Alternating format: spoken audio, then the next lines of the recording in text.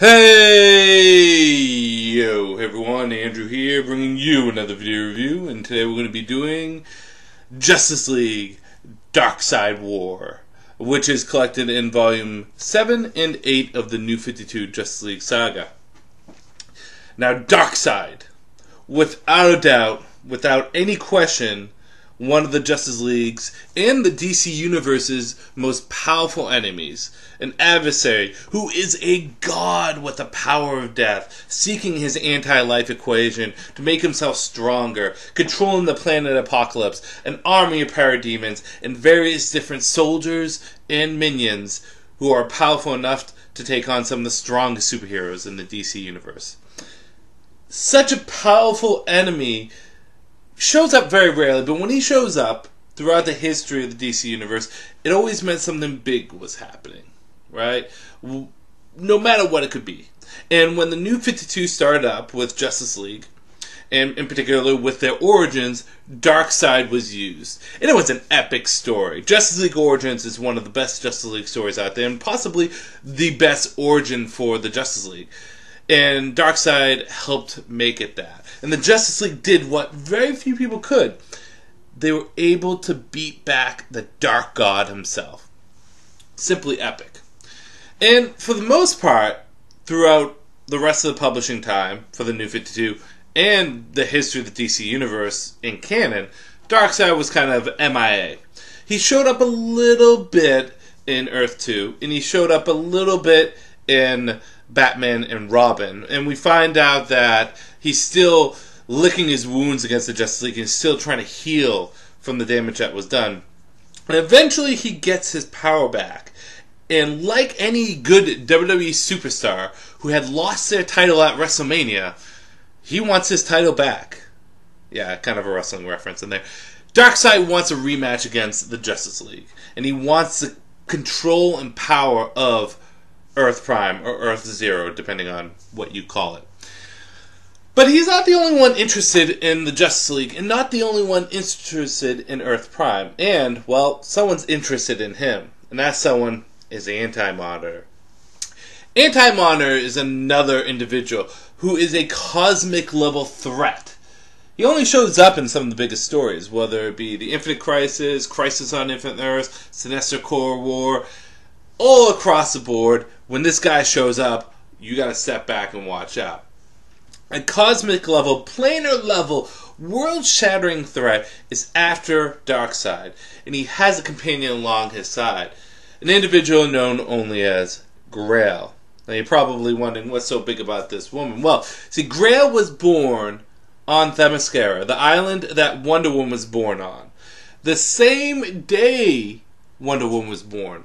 And not only is she part Amazon, but she's actually the daughter of Darkseid.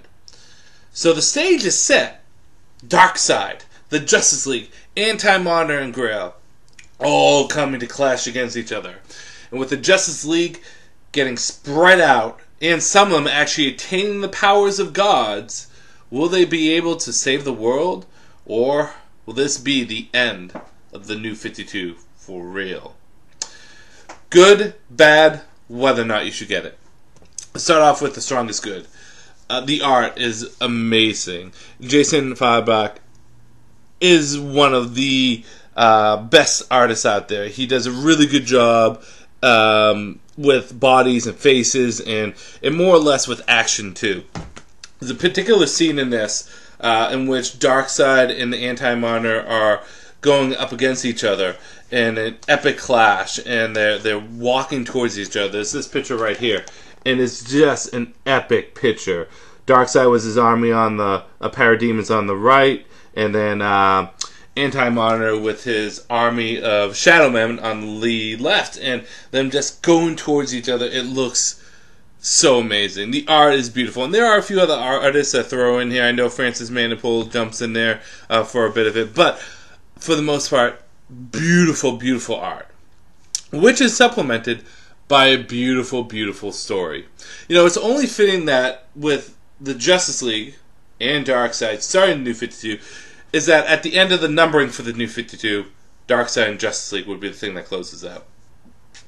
And while the New 52 in its continuity still exists now, right? It wasn't a reboot when Rebirth came along. But to have something poetic as Darkseid returning being what closes out the numbering for the New 52 is great. The story is epic. It's crisis level epic. And we see the Justice League torn in different ways. Like, it's not just boom, pow, biff, like usually. Just go up there and punch as hard as you can. We find them faced against turmoil. Batman being consumed by knowledge. Superman being consumed by anti-energy and power. Wonder Woman caught in between everything. Green Lantern trying to keep Batman, well, human, for lack of a better term, while also at the same time trying to save Oa. And everything else that's falling in between. And not to mention the Justice Society, the Crime Syndicate. Not the Justice Society, that would be pretty cool. But the Crime Syndicate comes into this too, or what's left of the Crime Syndicate. And they play a pretty big role too.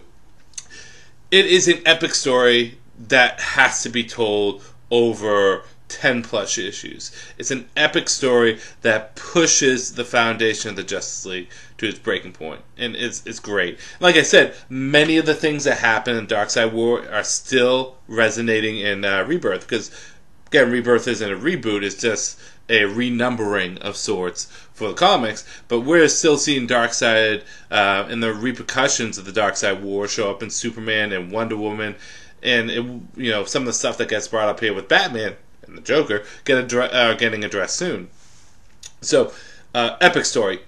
The Justice League on a whole, though, I think this is one of the strongest lineups we've had. I made this abundantly clear that my favorite lineup of the Justice League is Core 7. Batman, Superman, Wonder Woman, Hal Jordan, Green Lantern, Barry Allen, Flash, Aquaman, and Cyborg. But when you add in people like Shazam and Power Ring and Lex Luthor, it only supplements and makes the League stronger. This is arguably when the League is at its strongest at this point. Although, after DC Metal, they're adding Martian Manhunter and Hawkgirl in there, so we're going to have to reanalyze that. But this is a great lineup. It is an epic lineup, and every character gets their share in this. It's beautiful. Really, really, really great team. No one is overshadowed. The only one that doesn't really show up is Aquaman's not really in it. But besides that, like, I love Hal in this. I love Bruce in this. I think Diana's the star. Wonder Woman, I think she's the star in this. But really, really fun stuff through and through with everyone. Bad. None. Darkseid War is epic. It's one of the best Justice League stories, and it helps cements Jeff Johns' run in Justice League as arguably the best.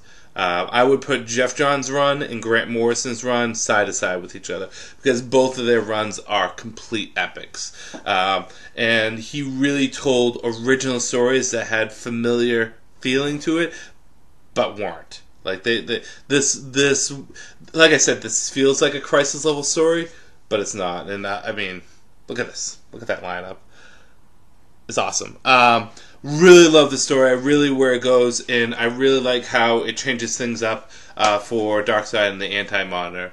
And this is definitely a must-get. There is a supplement book. They were tie-in comics exploring Batman, Green Lantern, Shazam, Superman, and Flash with their god powers. It's not necessary for the story, but it's also a good thing to have on there. But Darkseid War is really, really one of the best Justice League stories out there. I can't say that enough. It is definitely a must-read.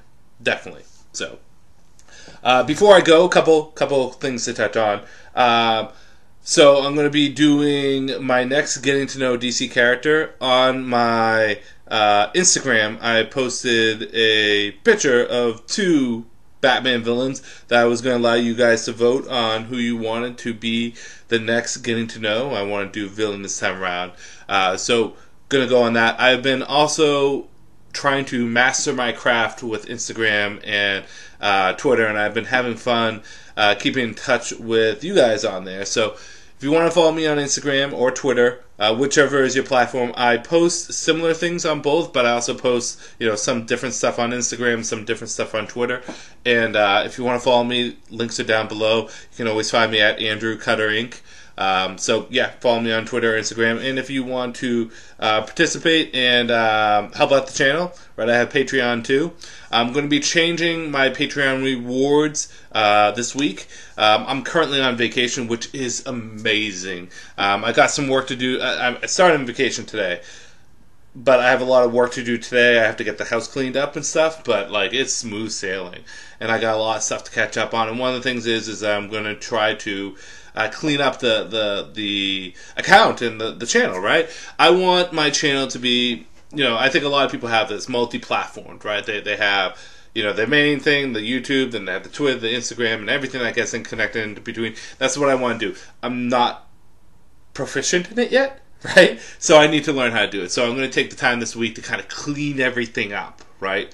After that, right, a couple of things to look forward to. I am going to be doing All-Star Batman Volume 1. That review is going to be coming up. I'm also going to hit up some X-Men stuff, right? I'm going to talk about Dark Phoenix Saga and Mutant Genesis. I just read those two, so I'm going to be talking about those. As well as I'm going to hit some of the more Rebirth Batman material with Detective once I get to it. So we have a lot of stuff coming on the way in regards to reviews. And I'm also going to continue my getting to know DC characters. So after I do my villain one, which will be posted up sometime either, I want to say, the next day or two, because I might do it tomorrow, I might do it Monday, depending on when I have time. I'm going to post up another one, and it's either going to be on Instagram or Twitter, where you guys can decide who it's going to be. So it's great to be back. I know I did a video talking about coming back, but it really feels good to be back. It feels good to be talking comics. It feels good to be interacting with you guys. It feels good to be out there and being part of the stratosphere. It sucked being gone for so long. It really did. It was something necessary that I had to do for myself on my personal life and my professional life and my family life and everything else, but there's nothing in the way for me to stay on now. So like I said, I'm going to try to post up a video once a week, if not once a week, try to stay consistent. That is my promise to you guys. So with that said, this is Andrew saying peace out for now.